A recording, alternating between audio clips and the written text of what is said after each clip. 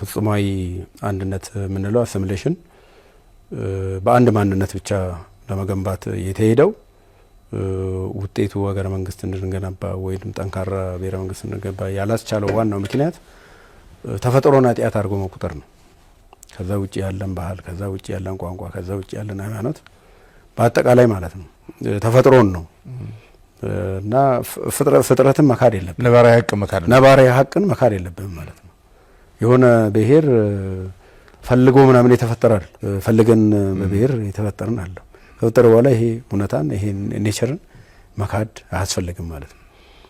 ፍጹማዊ ልዩነትን አብሮ የተሳሰረ ብሎ የተዋለደ ብሎ የተጋመደ ህዝብን ምንም አይነት ትስስር የለውም ብለ መነሳት የለብን። ከነባራዊ ሀቅ ስለማይነሳ ነው ብሔራዊ ትርክት አስታራቂ ትርክት ያስፈልገናል ያልነው ማለት ነው። ስለዚህ አስታራቂ ወይም ደግሞ ብሔራዊ ትርክት ከጽንፈኝነት የጸዳ ነው፣ ሲንተሰስ ነው የምንለው ምንድነው? ለምሳሌ በሁለት የሀገራችን የምግብ አይነቶች ለማስረዳት እንሞክራለን። ለምሳሌ ዶሮ ወጥ በኢትዮጵያ ባህል ውስጥ ትልቅ ቦታ ነው። በእስልምናው በክርስትናውም በጣም ውድ ተደርጎ በፈረንጆ ሀገር በየቀኑ የሚበላ ርካሽ ነገር ቢሆንም በሀገራችን በበዓላት ጊዜ ነው እና ውድ እና የባህል ምግብ ተደርጎ የሚቆጠረው ማለት ነው። ይሄ ዶሮ ወጥ ውስጥ ብዙ ነገር ነው የሚገባው።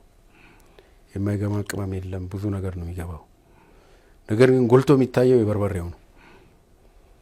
ይሄ ደግሞ እንዲይዝ የሚደረገው ለብዙ ጊዜ እሳት ላይ ቆይቶ ምን ብሎ በደንብ ነዶ ምን ብሎ መጨረሻ ላይ ነው የዶሮ ወጥ ውጤቱም ያቃጥላል ማለት ነው። መጨረሻ ላይ ሁሉ ማንነቱን አጥቶ ነው ማለት ነው። ነገር ግን ይሄን ዶሮ ወጥ የተቀላቀሉት ነገሮች ለብቻ ለብቻቸው ቢሆኑ የሚበሉ አይደሉም ማለት ነው። ለብቻ ለብቻቸው ተገነጣጥለው ቢቀመጡ ምንም አይደሉም ማለት ነው። ፍጹማዊ እና ፍጹማዊ አንድነትን እንደ ዶሮ ወጥ እንደገና ደግሞ ፍጹማዊ ልዩነትን ለብቻው በታትነን ሁሉንም ቅመምና ሁሉም ነገር ብቻቸው ብናረግ ብቻቸው ምንም ሊሆኑ አይችሉም ማለት ነው። ብሔራዊ ትርክት ማለት ፍሩት ሳላድ ማለት ነው። ብሔራዊነት ማለት ፍሩት ሳላድ ነው። ፍሩት ሳላድ በሳህን ላይ በሚቀርብበት ጊዜ ማንነታቸውን ይዞ ጎመኑም አለ፣ ቆስጣውም አለ፣ አፕሉም አለ፣ ሙዙም አለ፣ ቃሪያውም አለ፣ ጨውም አለ፣ ሁሉም አለ ማለት ነው። ብዙ ማብሰል አይጠይቅም። በውጤቱ ሲታይ ለጤንነትም ጥሩ ነው። ከዛኛው የበለጠ ኑትሪንቲቭ እንትን አለ። ብትፈልግ ከውስጡ የወሰድክ አንተ የምትበላው መብላት ትችላለህ።